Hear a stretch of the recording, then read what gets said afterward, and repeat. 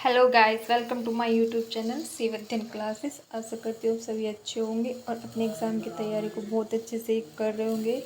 तो अभी जो गौरव सर ने अपनी बुक लॉन्च की है 7 फेरों वाली सीरीज़ की हैंड रिटन नोट सीरीज़ में, तो आज हम उसी को पढ़ेंगे और उसका रिवीजन करेंगे। ठीक है, और बहुत ही कम समय में हम इसका रिवीजन करेंगे। तो जैसे कि आप देख सकते हैं, तो ये इस बुक का इंडेक्स है 7 फेरों वाली सीरीज़, जिसमें अध्याय हैं और पृष्ठ संख्या दे रखी है। इसमें नंबर 1 पे है 7 फेरों वाली सीरीज़ 1.0, ये पेज नंबर 9 से लेके 72 तक है। और सेकंड पे है इसमें 7 फेरों वाली सीरीज़ 2.0, ये 73 से 102 तक है। नंबर 3 पे है इसमें 7 फेरों वाली सीरीज़ 3.0, ये 103 से 143 तक है। और फोर्थ नंबर पर है इसमें 7 फेरों वाली सीरीज़ 4.0, जो 144 से लेके 157 तक है। और नंबर 5 पे है इसमें 7 फेरों वाली सीरीज़ 5.0, जो 158 से लेके 214 तक है। और नंबर 6 पे है इसमें हमारा स्टैटिक जीके विशेषांक, जो 215 से लेके 256 तक है। ठीक है फ्रेंड्स, तो चलिए का ज़्यादा समय न लेते हुए क्लास को हम स्टार्ट करते हैं। तो इसमें जो फर्स्ट पेज पे दिया हुआ है, तो इसमें 7 फेरों वाली सीरीज 1.0 दिया हुआ है। तो इसमें जो फर्स्ट है 7 फेरों वाली सीरीज 1.0 में एपिसोड 1, तो यहाँ पे हमें दिया गया है सिंधु घाटी सभ्यता। भारतीय उपमहाद्वीप में स्थित सिंधु घाटी सभ्यता को कांस्य युगीन सभ्यता या हड़प्पा सभ्यता के रूप में भी जाना जाता है। सेकेंड है इसमें रेडियो कार्बन डेटिंग C14 के आधार पर सिंधु घाटी सभ्यता का जो कालक्रम है वो 2300 BC से लेकर 1750 BC के मध्य था। ठीक है फ्रेंड्स, नेक्स्ट है हमारा इसमें नेक्स्ट पॉइंट है, इस सभ्यता का जो प्रथम नगर हड़प्पा था, जिसकी सर्वप्रथम खोज सन 1921 में की गई थी, और वो जो खोज की गई थी वो दयाराम साहनी ने की थी। नेक्स्ट है इसमें हमारा मोहनजोदड़ो।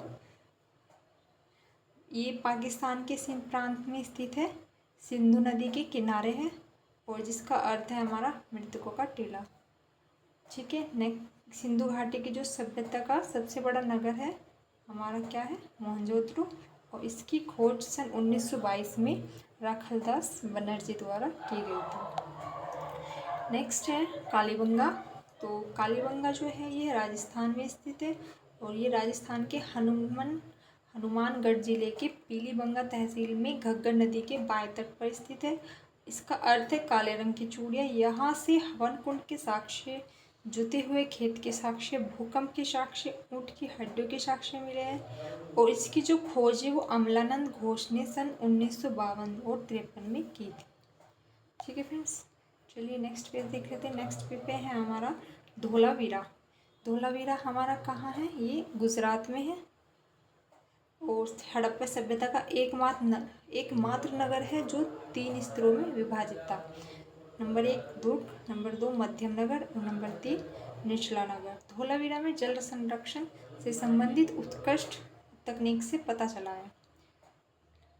नेक्स्ट है हमारा लोथल, जो गुजरात में है, और यह भोगवा नदी के किनारे स्थित है, और यहाँ से हमें मन के बनाने के साक्ष्य प्राप्त हुए हैं। नेक्स्ट है हमारा मूल कर्तव्य। मूल कर्तव्य दिए गए हैं, और मूल कर्तव्य में भारत के मूल संविधान में मूल कर्तव्यों का उल्लेख नहीं था। तो ऐसा क्वेश्चन पूछा जाता है कि हमारे संविधान में किसका मूल संविधान में उल्लेख नहीं था, तो आपको इसका आंसर करना है कि भारत के मूल संविधान में मूल कर्तव्यों का उल्लेख नहीं था। नेक्स्ट है, इन मूल कर्तव्यों को 42 यानी कि 42वें संविधान संशोधन से सन 1976 द्वारा कांग्रेस द्वारा गठित सरदार स्वर्ण सिंह समिति की संस्तुति के आधार पर संविधान के भाग 4A में 10 मौलिक कर्तव्य जोड़े गए हैं। ठीक है, नेक्स्ट है हमारा और मौलिक कर्तव्य जो है हमारे 11 है, तो 11वां हमारा ये 86वां संविधान संशोधन के द्वारा 2002 में 11वां मूल कर्तव्य जोड़ा गया। ठीक है, और 86वें संविधान संशोधन से ये हमारा 21 क्या जोड़ा गया, जिसमें अनिवार्य शिक्षा है। या प्राथमिक शिक्षा है। ठीक है। नेक्स्ट है भारतीय संविधान में मूल कर्तव्यों की जो अवधारणा है वो सोवियत संघ रूस से ली गई है। और जो एनी बेसेंट है, एनी बेसेंट भारतीय राष्ट्रीय कांग्रेस की प्रथम महिला अध्यक्ष थी और ये कलकत्ता अधिवेशन में जो कि 1917 में था। इनका पत्रिका का नाम कॉमनवेल है और इन्होंने सितंबर 1916 में मद्रास चेन्नई में Akhil Bharatiya home rule league की स्थापना की थी। नेक्स्ट है हमारा सरोजिनी नायडू।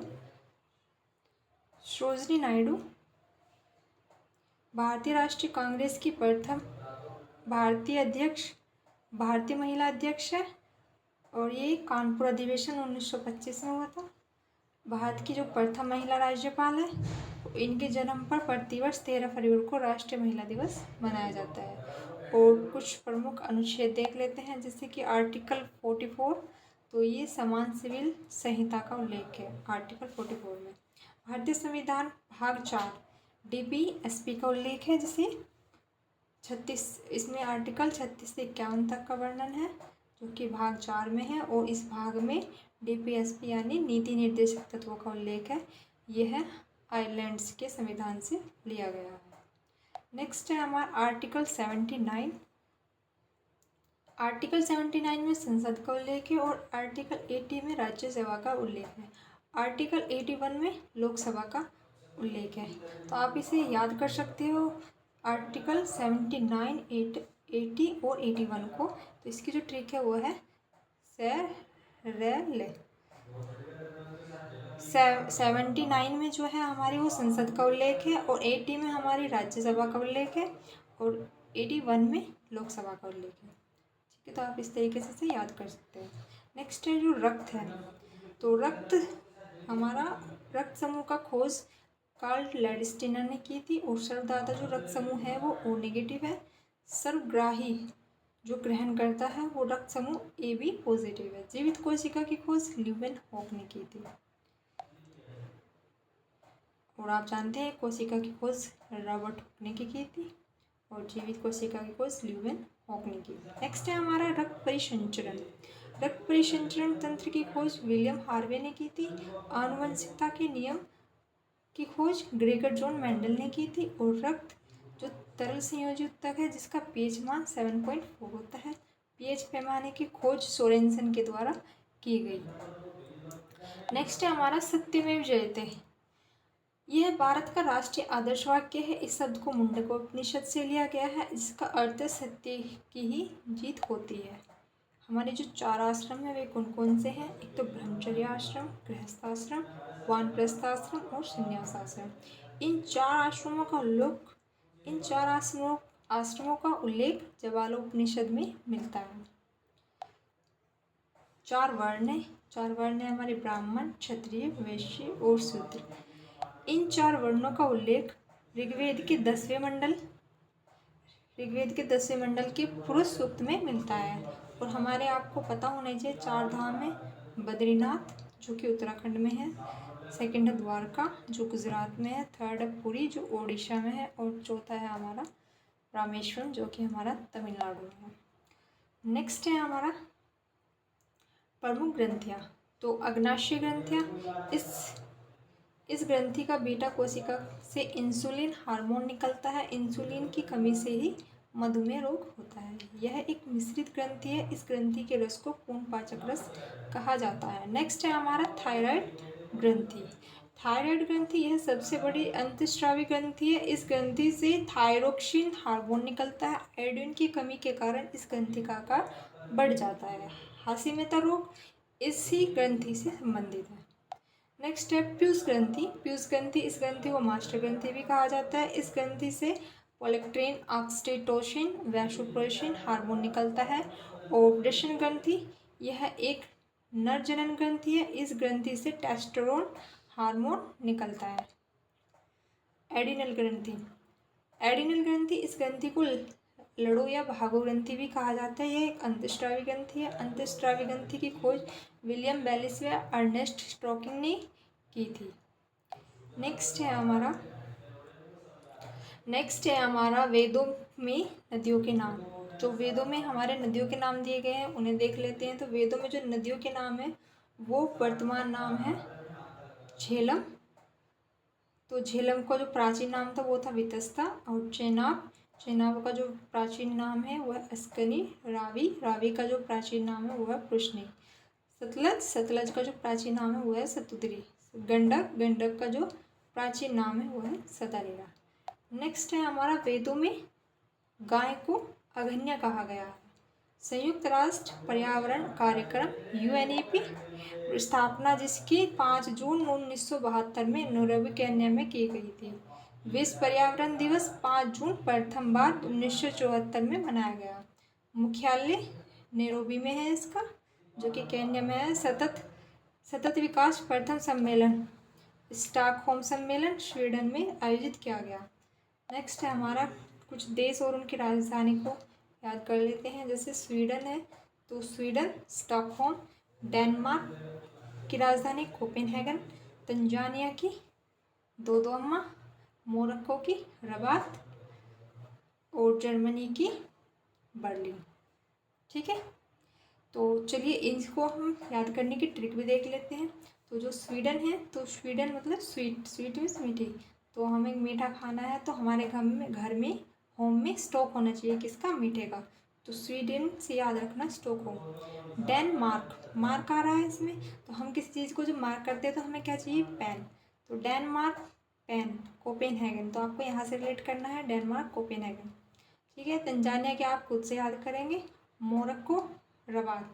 मोरक्को आपको पता है हमारे दादा कुछ ना कुछ कहानियाँ सुनाते थे, तो उनसे रिलेटेड, जैसे कि कभी मोर की कहानियाँ, कभी बंदर की कहानियाँ, तो मोर की बात सुनाते थे या कहानियाँ सुनाते थे। जर्मनी क्या है, बर्लिन। जर्मनी की जो राजधानी है बर्लिन। इसको कैसे याद करेंगे, तो आपने देखा होगा जब फ्रीज में हम बर्फ़ जमा देते हैं तो उसे बर्फ़ का कटोरा जो होता है उसे निकालने के लिए हमें थोड़ा सा बल लगाना पड़ता है। तो जमी हुई बर्फ़ को निकालने के लिए हमें जो बल लगाना पड़ेगा, मतलब जर्मनी बर्लिन। इस तरीके से आप याद कर सकते हैं। थोड़ी फनी ट्रिक है लेकिन याद हो जाएगा। चलिए नेक्स्ट देख लेते हैं। नेक्स्ट है हमारा प्रमुख पुस्तकें। तो जो प्रमुख पुस्तकें हैं वो है मुद्रा राक्षस, विशाखादत्त, इंडिका मैगस्थनीज, मोक्षकटिकम शूद्रक की है, और कादम्बरी बाणभट्ट की है जो कि हर्षवर्धन के समय के हैं, और मेघदूत कालिदास की है। नेक्स्ट है हमारा महात्मा बुद्ध बौद्ध धर्म। तो महात्मा बुद्ध जो कि बौद्ध धर्म से रिलेटेड है और जिनका जन्म 563 BC में लुम्बिनी में हुआ था। महात्मा बुद्ध ने अपना प्रथम उपदेश सारनाथ में 5 ब्राह्मणों को दिया, जिसे धर्म चक्र प्रवर्तन कहा गया। ज्ञान की प्राप्ति बोधगया से हुई। श्रावस्ती में सर्वाधिक उपदेश दिए गए थे। कुशीनगर में महापरिनिर्वाण की प्राप्ति हुई। कुशीनगर में ही ट्रांसजेंडर यूनिवर्सिटी स्थापित की गई है। नेक्स्ट है हमारा महावीर स्वामी जो कि जैन धर्म से संबंधित थे, और इनका जो जन्म है वो 540 BC में हुआ है, जो कि कुंडलगढ़ में हुआ था। जैन धर्म के वास्तविक संस्थापक थे महावीर स्वामी, और ये 24वें तीर्थकर कहलाए। जैन धर्म के जो संस्थापक और प्रथम तीर्थकर हुए वो ऋषभदेव थे। जैन धर्म में कुल मिलाकर 24 तीर्थकर हुए, और 23वें तीर्थकर हमारे पार्श्वनाथ थे, और 22वें हमारे अरिष्टानेमी थे। जैन धर्म की त्रिदर्शन, सम्यक दर्शन, सम्यक ज्ञान और सम्यक चरित्र। ठीक है फ्रेंड्स, तो चलिए नेक्स्ट देख लेते हैं।